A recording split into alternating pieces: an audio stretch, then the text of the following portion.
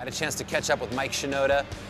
When he's not busy producing, rapping, doing his art, he's working on a new Linkin Park record. So I sat down with him, talked to him about that, and we caught up at DC Shoes in Los Angeles, where he told me all about his new shoe that he designed.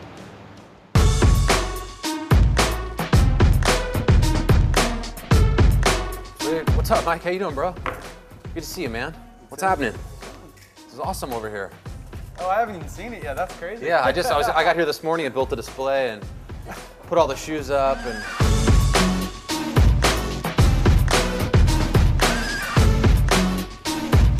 This is awesome, man. So Visander, this is the second incarnation of this design? I've done a few things with DC, and this is the second version of this shoe.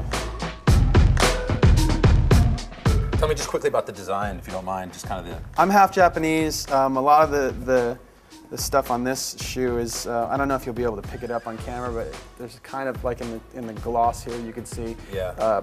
It's basically a Japanese, more traditional Japanese pattern. Like when I was a little kid, we'd fold origami and do stuff like that. And you don't have to be Japanese American to do that. That's what I did growing up.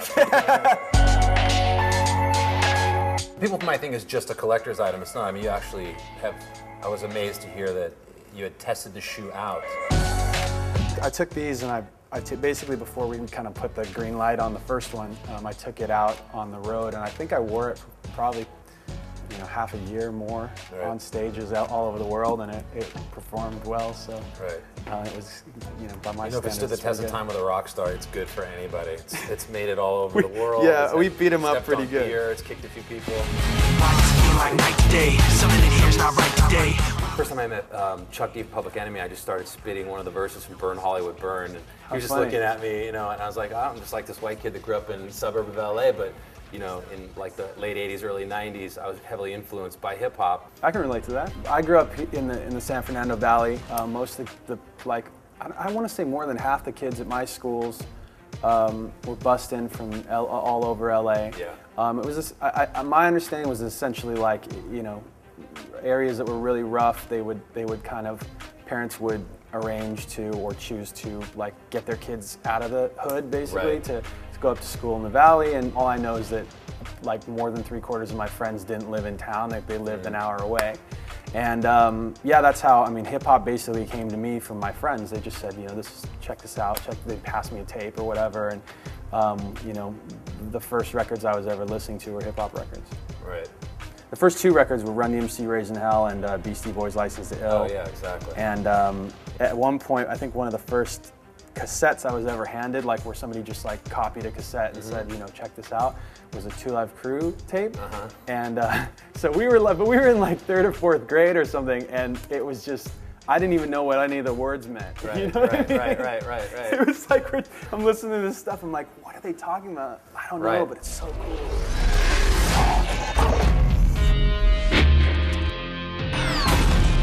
Tell me about the Transformers thing. It's great. We just released a song called New Divide. So give me reason to prove me wrong, to wash this memory clean. We met with Michael Bay and we talked about doing a new song for the movie, and not like, we don't have an album coming out right now. We didn't have a song that we were ready to give him, and he asked if we'd write something. He showed us half the movie unfinished, which was really hard for him to do, because it was so rough. But we were able to look at that and kind of get a vibe from it and write the song. Linkin Park fans will kill me if you don't just give me a little more on kind of the writing process of the new record and where you guys, all 6 of your heads are at musically. We're really feeling like we want to make something unique and substantial that has a lot of meat to it. When my time comes, forget the one that I've done. Help me leave behind some. Conversation I was having with our bass player Phoenix, and he brought it up and had this crazy analogy that's just perfect. Americans' music appetite is kind of like their food appetite. Like there's just so much junk food out there. There's so much like pop candy music that's like, it's fun in the moment, but it's like, number one, it's not very substantial, and number two, in excess, it will just make you sick. Right. You know, it's That's a not great gonna do analogy. anything for you. You just described American Idol is like McDonald's. It just, I mean, it makes us feel like, you know, I mean, not knocking that stuff. That stuff is a lot of fun in moderation, and we've been, I feel like, you know, it's, you know, we've been, we dabble in that sometimes and go in that direction on some projects, some songs, but for sure, we've always had a focus on making stuff that really has some meat to it, some depth to it, and I think we want to hopefully move even further, you know, to make the next record really have some a sound and a lot of meaning that is substantial for people to get something out of.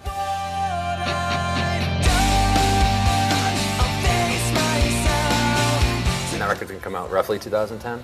Yeah, sometime next year, I think. And you'll support the new record with a Project Revolution tour, or? We'll definitely be on tour next year. Okay. We're doing a short tour that it doesn't really hit the States this year. We're just doing Europe and Asia, and we're doing like one show here on the West Coast in the States this year, and then next year we'll be doing full-blown. Are you playing China again? This year we are. Awesome. Well, thanks for your time. Yeah, man. It's good to catch up with you. Thank you.